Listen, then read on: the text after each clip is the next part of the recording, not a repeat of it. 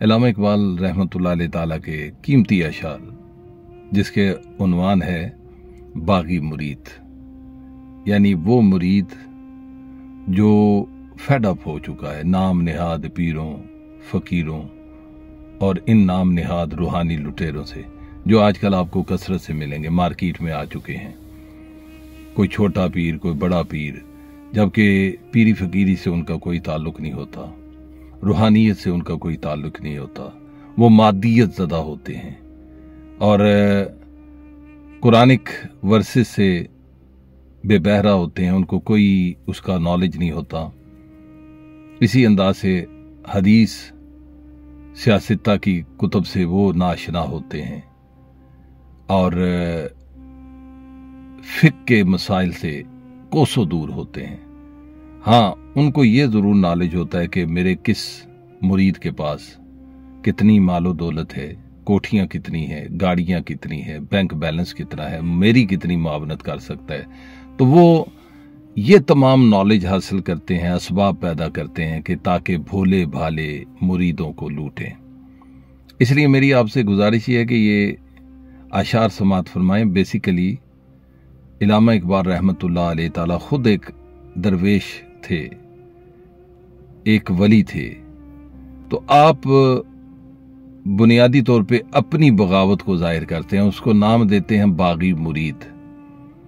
जब भी सिलेक्शन करें मुर्शिद की तो उसके लिए बड़े मोहतात रहें, एहतियात के साथ। अगर आप सब्जी खरीदते हैं, फ्रूट खरीदते हैं, तरबूज हो, खरबूजा हो, कोई भी केला हो, किसी किस्म का जो आपने खाना है, आप बड़े सिलेक्टिव होते हैं, बड़े मोहतात होते हैं कि घर में वो चीज़ लेके जाएं जो दी बेस्ट हो। लेकिन जब आप मुरब्बी और मुर्शिद की सिलेक्शन में आते हो तो आपकी सिलेक्शन माजरत के साथ बड़ी वीक होती है।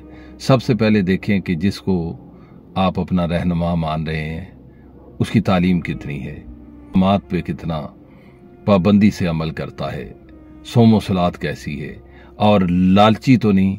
ये तमाम चीज़ें देखकर ताकि आप उसकी सोबत में बैठें तो रूहानियत हासिल करें। ऐसा ना हो कि आपको दुनियावी तौर पे भी वो डैमेज करे और रूहानी तौर पे भी। तो फिर इकबाल रहमतुल्लाह अलैह ताला अपने कीमती ख्यालात का इज़हार करते हैं और अपने कलम को ज़रब लगाते हैं। लिखते हैं कि हमको तो मुयस्सर नहीं मट्टी का दिया भी, हमको तो मुयस्सर नहीं मट्टी का दिया भी, घर पीर का बिजली के चरागों से है रोशन। शहरी हो देहाती हो मुसलमान है सादा, मानंद बुता पूजते हैं काबे के बरहमन। नजराना नहीं सूद है पीराने हरम का, हर खिरकाए सालूस के अंदर है मुहाजन। मीरास में आई है इन्हें मसनद इरशाद, मीरास में आई है इन्हें मसनद इरशाद, जागों के तसर्रुफ में उकाबों के नशेमन।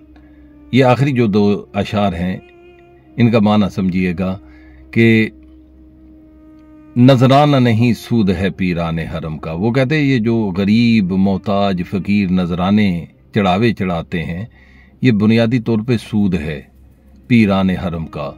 हर खिरका ए सालूस, खिरका कहते हैं फटा पुराना लिबास जिसको पेवंद लगा हो, सिलाई किया गया हो, ताकि आपकी आंखों में धूल झोंके, ये जाहिर करे कि मैं कितना फकीर हूं। उसके अंदर सालूस है, फराडिया है। हर खिरका ए सालूस के अंदर है महाजन। महाजन कहते हैं बनिए को, जो एक एक रुपया गिन के अपनी तिजोरी में रखता है। यानी खिरका ए सालूस पैबंद लगे हुए कपड़ों में वो फराडिया है जो अंदर से महाजन है, गुरबा और मसाकीन की मालो दौलत इकट्ठी करता है और खुश होता है गिन गिन के।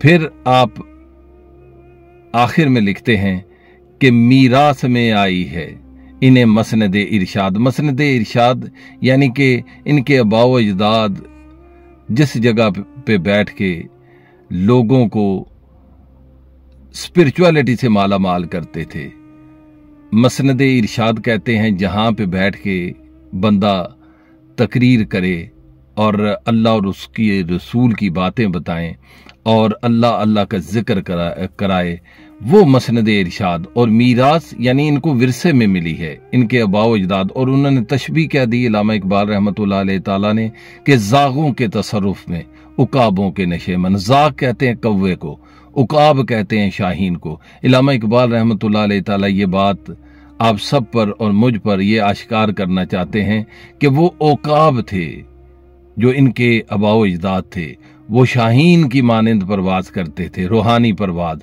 और उन की इल्मियत इतनी आला थी कि कोई फातेह कादियान होता था, कोई गुस्ताखों को इल्मी तलवार के जरिए उसका कला और कमा करता था, और उनका कद बड़ा ऊंचा था। वो उकाब थे।